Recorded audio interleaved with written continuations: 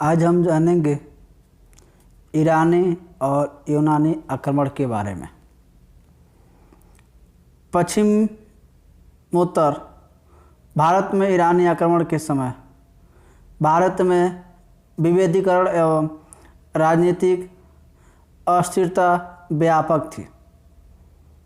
राजाओं में परस्पर वैमनस्य एवं संघर्ष चल रहा था। जिस समय भारत में मगध के सम्राट अपने साम्राज्य के विस्तार में रत थे, उसी समय ईरान के इख़्वानी शासक भी अपना राज्य विस्तार कर रहे थे। ईरान के शासकों में पश्चिमी सीमा पर व्याप्त फूट का लाभ उठाया और भारत पर आक्रमण कर दिया।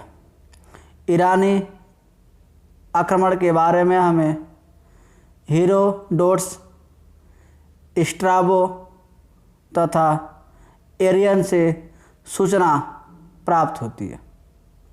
इसके अलावा इख़्वानी शासकों के लेखों से भी सूचनाओं प्राप्त होती है।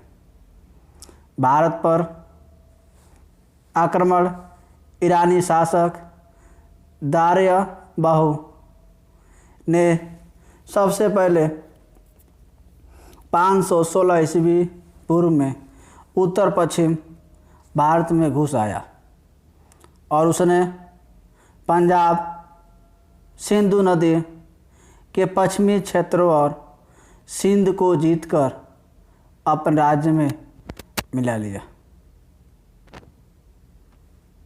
इस क्षेत्र को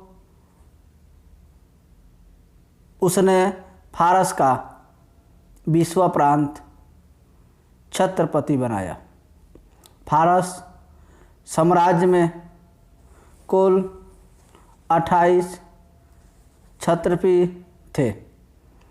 इस क्षेत्र से 360 टैलेंट सोना भेंट में मिलता था, जो फारस के सभी एशियाई प्रांतों से मिलने वाले कुल राज्य का 1/3 था।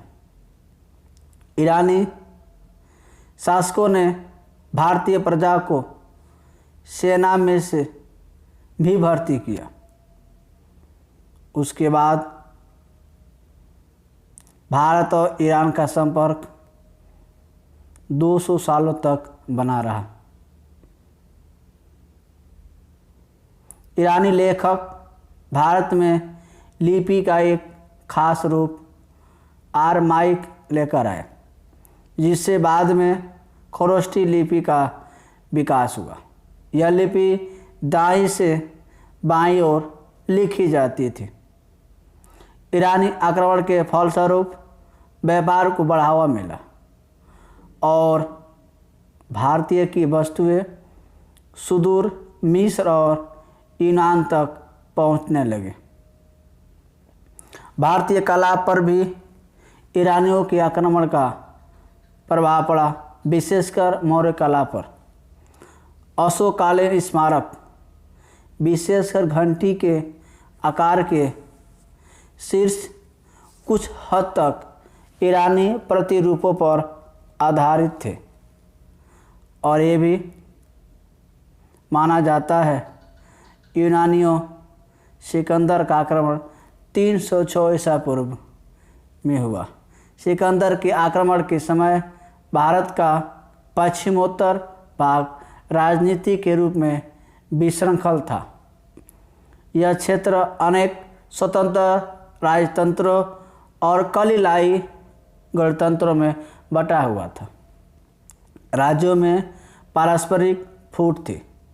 इस क्षेत्र के प्रमुख राज्य थे पश्चिमी व पूर्वी: गंधार, अभिसार, पुरु, गलौक निकाय, कठ, स्वभूत, शिशु, ऐसे मालव, अवध, मद्र आदि।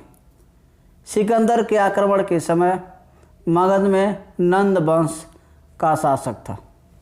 सिकंदर को अपने भारतीय अभियान में यहाँ के क्षेत्रीय राजाओं से भी सहयोग प्राप्त हुआ। इसके दो बहुत ही प्रसिद्ध शक्तिशाली राजा थे। आम्भी जो तक्षशिला का राजा था, पोरस जिसका राज्य झेलम एवं चिनाब नदी के बीच स्थित था। सिकंदर ने तक्षशिला के आम्भी को युद्ध में परास्त कर दिया। कालांतर में आम्भी उसका सहयोगी बन गया। राजा पोरस ने सिकंदर के अपने राज्य पर आक्रमण करने पर उसका कड़ा प्रतिरोध किया। सिकंदर पोरस की बहादुरी से अत्यधिक प्रभावित हुआ और उसका राज्य वापस कर दिया। 306 ईसा पूर्व झेलम नदी के तट पर खड़े लड़े गए इस युद्ध को विशेषतः हाइडेस्पिस के युद्ध के नाम से जाना जाता है। सिकंदर ने गौलव निकाय तथा कठ जाति से भी युद्ध किया तथा उनकी सेना विजयी रही। ब्यास के पश्चिमी तट पर पहुंचकर सिकंदर का विजय अभियान रुक गया तथा वह यूनान वापस लौटने की तैयारी करने लगा। वापस लौटते समय रास्ते में 323 ईसा पूर्व में बेबीलोन ने सिकंदर की मृत्यु हो गई। विचित्र भारतीय प्रदेश के शासन का भार सिकंदर ने फिलिप को सौंपा। सिकंदर भारत में 19 महीनों तक रहा। उसने अधिकांश विजित राज्यों को उसके शासकों को लौटा दिया। उसने अपने अधिकार में किए हिस्से को 3 भागों में बांट दिया तथा उसे 3 गवर्नर के अधीन भी कर दिया। सिकंदर ने कई नगरों की स्थापना भी की जिससे वो अभी भी प्रसिद्ध है। सिकंदर के आक्रमण का सर्वाधिक महत्वपूर्ण परिणाम भारत और यूनान के मध्य विभिन्न क्षेत्रों में सीधे संपर्क की स्थापना।